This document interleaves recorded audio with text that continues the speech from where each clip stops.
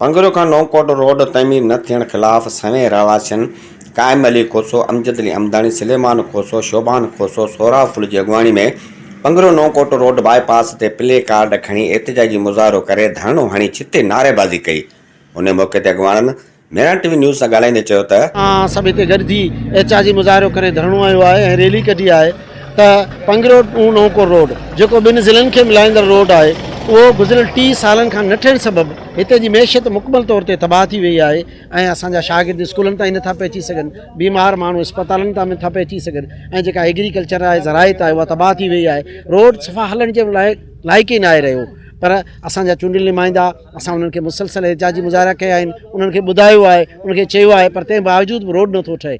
असां अॼु हिन एहतजाजी तसलसल सां ईद खां पोइ हिकु वॾी तहरीक हलाईंदासीं त हीउ रोड न ठारायो वियो। त असां हिन एहतजाज जे थ्रू MPA अरबाब अमला साहिब ऐं MNA मीर ग़ुलाम अली टालपुर खां मुतालबो कंदासीं त फौरी तौर ते पंगरो नौकोट रोड ठाराए हिते जे माण्हुनि जी जेको संभालकी कई। असां जाने भी वञूं था, सिंध में वञूं था, जंहिं बि शहर में वञूं था, उन्हनि जा रोड ईअं शीशे वांगुरु चमकी रहिया आहिनि, हाईवे लॻा पिया आहिनि। पर जॾहिं असां वापसी अचूं था, जॾहिं असीं पंहिंजे ॻोठ जो रोड इख़्तियार कयूं था, पंगरो टू नौकोट रोड ते सफ़र कयूं था, यकीन कंदो त गोॾे खां वॾा खॾा आहिनि उन्हनि रोडनि ते।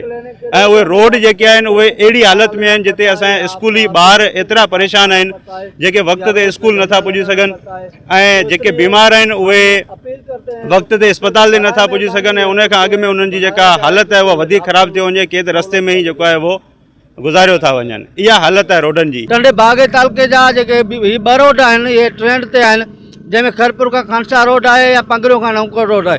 ॿई इंतिहाई अहम रोड आहिनि, ॿई जेको आहे ॿिनि ज़िलनि खे पाण में मिलाइनि था। पर अफ़सोस आहे जो हीअ हुकूमत जेको आहे उन ॿिन्ही रोडनि ते को ध्यानु नथी पई ॾिए, जंहिंजे करे जेको आहे आवाम सख़्तु परेशान आहे। कंहिंखां घुर करियूं या कंहिंमें उमेदु रखूं या कंहिंखां अपील करियूं, पर वरी बि असीं जेको आहे हिननि खे वरी बि अपील कंदासीं त महिरबानी करे हीअ ॿई रोड जेके आहिनि उहे इंतिहाई अहम आहिनि असांजे इलाइक़े लाइ। हिननि ॿिन्ही रोडनि जी बहाली लाइ जेको आहे कमु कयो वञे। नौकोट रोड ते हिकु एहतजाज धरणो हयो आहे असीं, जेको असांजो ही मुतालबो आहे उहो आहे पंगरो टू नौकोट रोड। त असांजो इहो हिकु वाज़े ऐं बुनियादी हक़ आहे त हीउ मुतालबो आहे त महिरबानी करे पंगरो टू नौकोट रोड ठारायो वञे।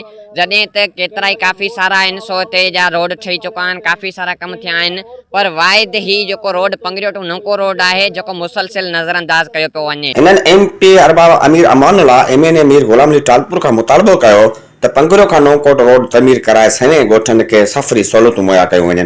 कैमरामैन टीम सां गॾु गुल मोहम्मद वेड़ो, मेरा टीवी न्यूज़ पंगरो।